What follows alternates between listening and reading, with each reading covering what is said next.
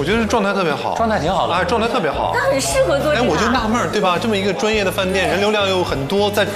这个他特别好很适合，。他就很唠嗑。我就觉得他做明星新闻主持人特别适合。现在感觉都被这个节目打磨出来了。这种压力状态下，那么我们现在也是走到了他们的后厨的位置，大家这个时候可能会听到一些嘈杂的正在做饭的这样一种声音，因为他们此时啊正在进行晚餐的备菜的过程当中。那么每天的餐标呢，大概就是一个大荤菜加一个小荤菜，再加一个素菜，再加一个汤，所以说是3菜1汤的配置。那么关于出餐的标准，我们刚刚也问了老板，他们的老板特地叮嘱过厨师，说你们的父亲母亲、你们的爸爸妈妈用什么样的标准来吃饭，那你们在出餐的时候就要达到什么样的标准，真的非常的令人动容。大家可以推一个镜头给大家看一下我们备餐的整个场景。所以说是师傅们为大家炒制的饭菜和为顾客们炒制的饭菜都是用心对待、用心付出的。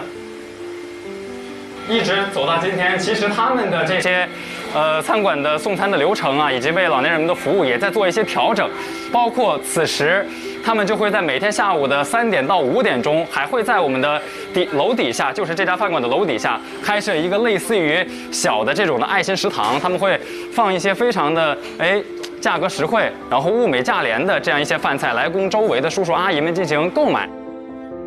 其实说了这么多，包括我，包括电视机前的观众朋友们，大家其实都在好奇，说究竟是怎样的动力，或者是说怎样的一种信念，来支撑着他们6年的时光，一直坚持不懈地做这件事儿呢？那么这家餐馆的经理马经理，此时也在前方等着我们，走，我们去找马经理来聊一聊。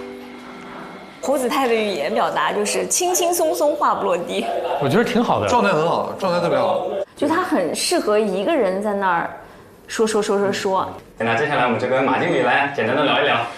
那么我想问您，就是6年的时光，您是保持怎样的一个信念或者说一个心态在做这件事儿的呢？就2个字：感恩。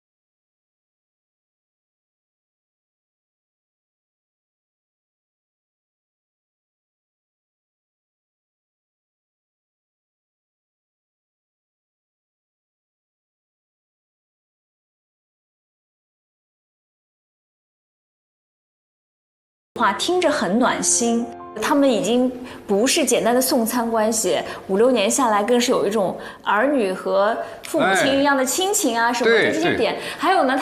我觉得子泰也是设计了一个动线，还有戴口罩的动作啊什么的，就是可看性还可以。那么我们在今天的前采过程当中呢，您也一直在强调说不要把我们店的名字泄露出去、透露出去，因为我们都知道，当这个正向的事情曝光之后呢，肯定会有很多的顾客闻名而来嘛，也会给咱们的店增加一些收入啊，或者一些客流量。那为什么即使有这种诱惑在，但是我们仍然坚持说默默无闻的去做这件事儿呢？我想呢，我们一切还是顺其自然吧，只想就安安稳稳的，把这几位老人服务好。子泰这个问题很好，问到了大家很想了解的事情。就是像我在来之前，以及马哥之前跟我透露的，他说其实很多人是持着怀疑的态度来到这儿的，因为他觉得说，免费送饭，而且一送这么多年，是不是在作秀呢？我其实来的时候，我也抱着这样迟疑的态度，因为我觉得这种好事其实有，但实在不多。但是我今天来到这儿之后呢，听马哥讲了他们的故事，而且在今天上午送餐的过程当中呢，也是亲自去了被送餐者的家中，他们那种流露出来的真挚的情感和感激的眼神是没有办法修饰的。所以说，在那一瞬间，我也感受到了。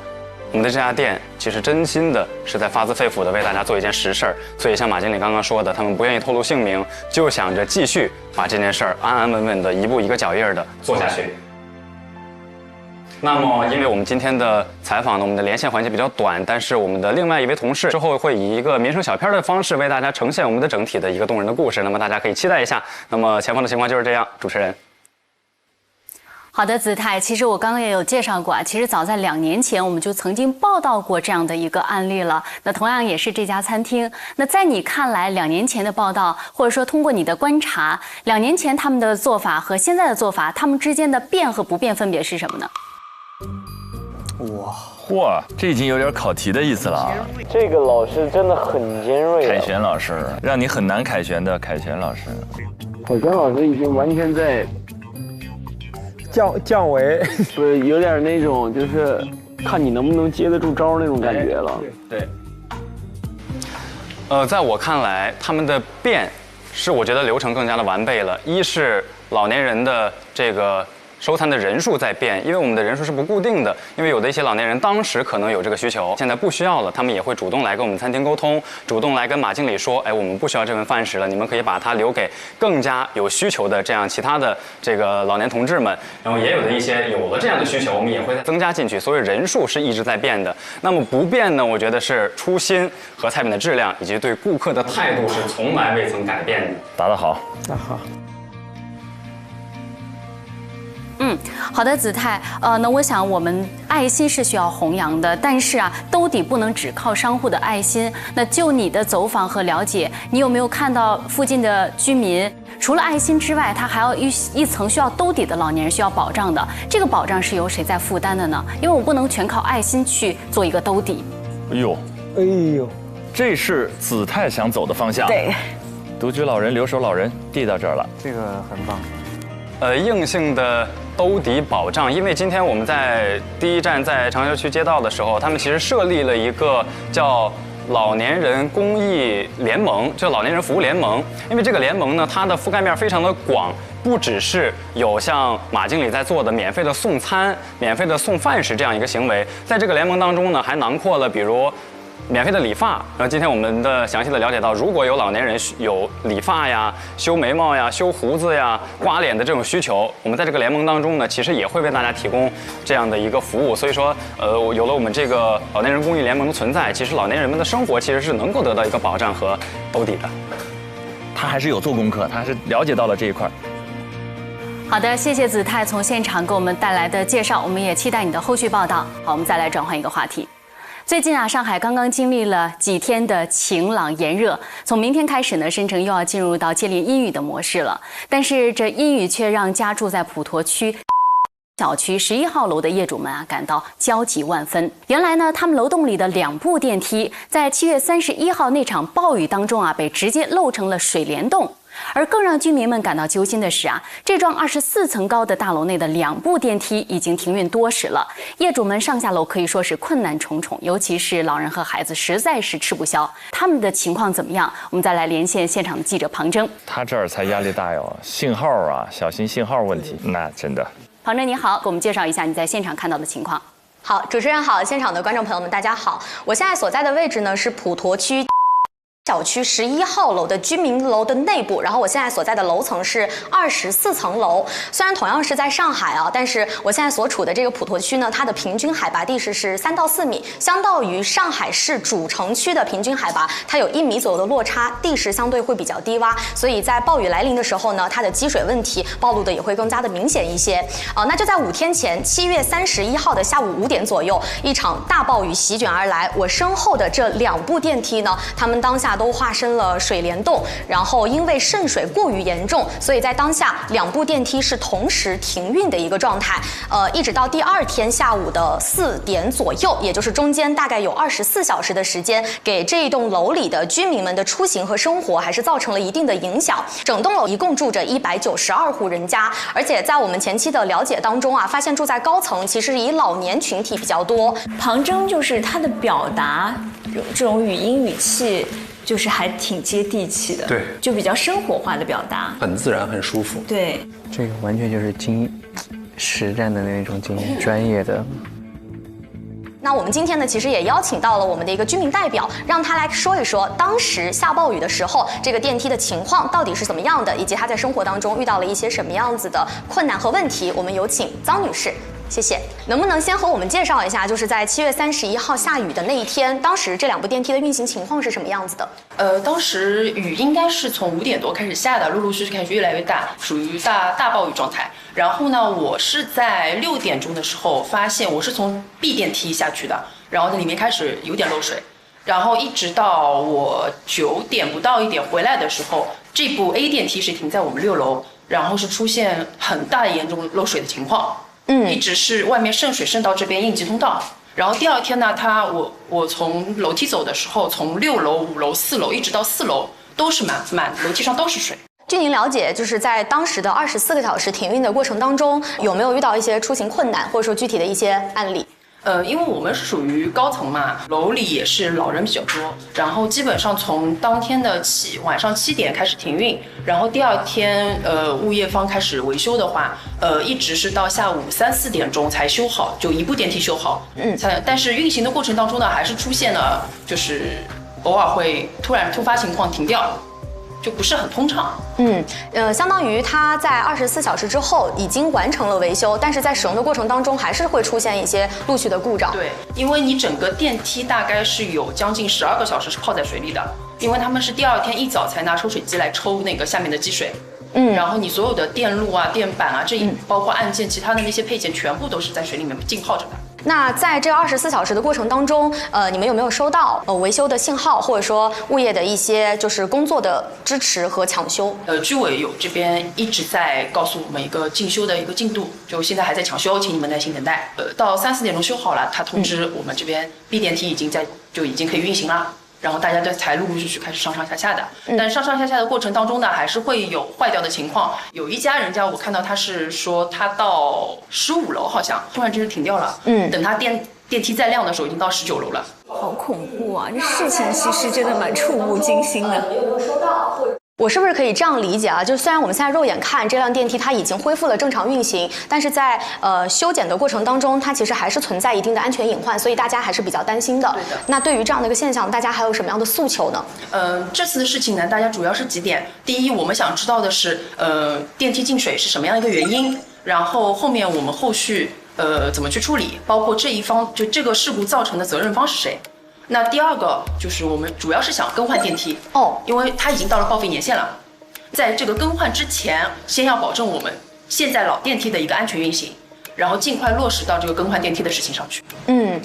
就是现在核心的诉求其实已经提得非常的明确了。我们谢谢张女士给我们的介绍啊。然后今天呢，其实我们也邀请到了我们的物业方。那针对住户的核心的诉求，物业方当时做了一些什么样的抢救的行为，以及对于换梯的这个行为，物业方会给出一些什么样具体可行的方案？我们有请我们的物业负责人。太厉害了。您好。是这样的，在7月31号下午大概是5点左右的时候，当时是突然降了比较大的那个雨，造成我们其实市政积水，因为我们这个小区地势比较低嘛，市政的水呢就倒灌到我们小区来，然后造成我们小区的道路呢大概都有基本上到小腿这样子积水。我补充一下，那刚刚其实用户他比较关心的问题是，这一次的积水倒灌，包括电梯停运的最根源的原因是什么？电梯的这个专业单位，这个维保单位呢，也出了一个就是关于这次整个事情的一个报告。那么它里面就是外部水的侵入，造成很多部件呢就是那个受潮。我们这个电梯呢已经运营了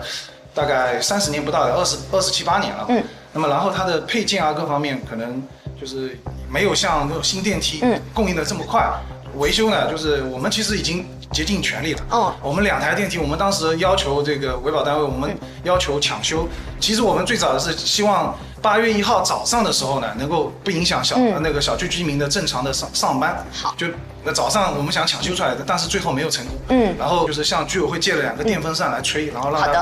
它然后呢？好的，不好意思，因为时间的原因啊，我们基本的情况已经了解了，然后待会儿我们再对您进行详细的一个采访，好吗？好，谢谢啊，谢谢。庞征他能把复杂的问题问清楚，在时间不够的情况下能及时打断，对现场节奏把控是很强的。找的采访对象都不错，说得很清楚。我真的对上海市的居民真是刮目相看，都有这样的一个表达能力，非常清楚。感觉真的，他们就是经过这几个课题之后，变强了好多。根据刚刚的这个物业方的介绍呢，其实在24小时之内，物业其实是做了一定的一些补救措施的。但是针对用户更加关心的是换梯的方案具体怎么执行、怎么落实。我们今天也邀请到了我们的居委会的负责人，然后有请我们的薛主任来给我们解答一下，就是如果说这个小区它要进行换梯的话，它现在的难点和卡点是堵在了哪里？针对这个事情呢，我们其实居委会和业委会都已经在沟通了。关于这个电梯的这个事故的一个情况说明，还有关于刚才那个周女士关心的，我们后续的这个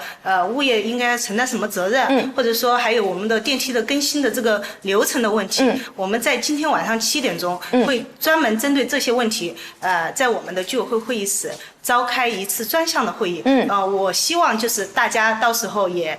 积极的建言献策，好，大家一起来推动这个事情。好，谢谢薛主任啊。今天我们非常幸运邀请到了3方一起来聚集到我们的这个现场啊。住户的诉求其实相对来说还是比较的明确的啊，在事故发生之前能够进行提醒，在事故发生之中能够进行及时的补救，然后以及最终的这个方案如何落地，每家每户要分摊到多少的金额，换梯的流程和具体的方案要如何的实施和操作。我们今天因为现场的信号原因啊，这个小区相对来说比较老旧，所以我们没有办法给大家去展示更多的点位，但是在我们后续的跟进的详细报道里面，我们会给大家进行更加详细的介绍，然后以及最终方案应该如何落地。好的，主持人，这是我们现场发回的报道。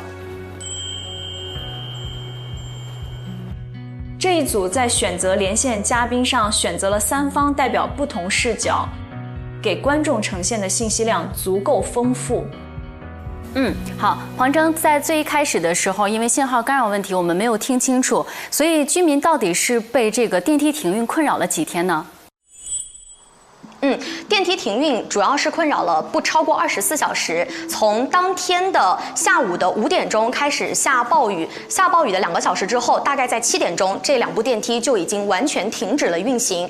经过物业的抢修，到第2天下午的4点左右，2部电梯已经恢复了正常运行，但在用户就是乘坐的过程当中，还是会出现一些陆陆续续的小故障，这是现在的情况。那这个故障目前是可以乘坐的吗？还是说它的安全隐患其实也是不可以乘坐的？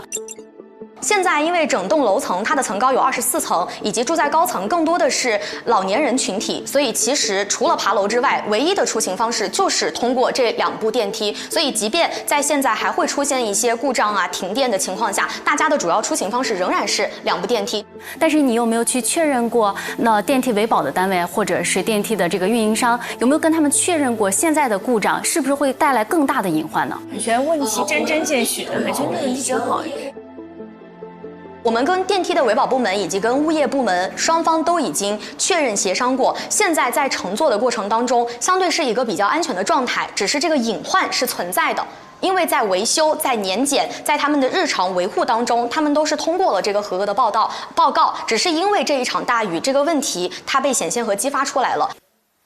好的，我们同时也非常的关心啊，在上一次维检和这个维修保养的这个过程当中，为什么没有及时发现一些问题呢？或者说你有没有在电梯的上方内部看到上一次维检是什么时候？电梯的定期的维修报告，物业方暂时是没有向公众和市民去公布的，这也是住户最核心的诉求，就信息公示要透明，过程要公开。然后在电梯的内部是没有发现明文公告张贴出来的一个检修的报告的，所以这一点也是需要物业方在后续他们要进行去提供的一个公开的信息和证明的报告。好的，谢谢庞征从现场给我们带回的报道。其实他对这些核心信息都有掌握，但是如果凯旋不问呢，前面的采访当中，其实我就得不到这些信息。但我也看进去了，我就看看他怎么说呀。我要看看他怎么说。这个很好看，就是庞征这条就是挺看得进去的，因为他们的表达也挺丰富的，对吧？声情并茂。但他有核心事实不清楚，你知道吗？是关于那个电梯运行时的质量问题。就是这个电梯到底现在有没有人对它的安全运行负责任啊？就它到底是不是安全的？就是通着电，然后还在漏着水的时候，怎么去评价它的安全性？谁为此负责？对啊。好的，新闻方今天就先聊到这儿了。爆料、求助、交流、评论，欢迎通过新闻方微信公众平台持续和我们保持互动。更多新闻请登录看看新闻客户端，更多视频请下载看东方客户端。观众朋友，再见。这就看出来经验，凯旋的那个整个的那种经验、那种气场表达就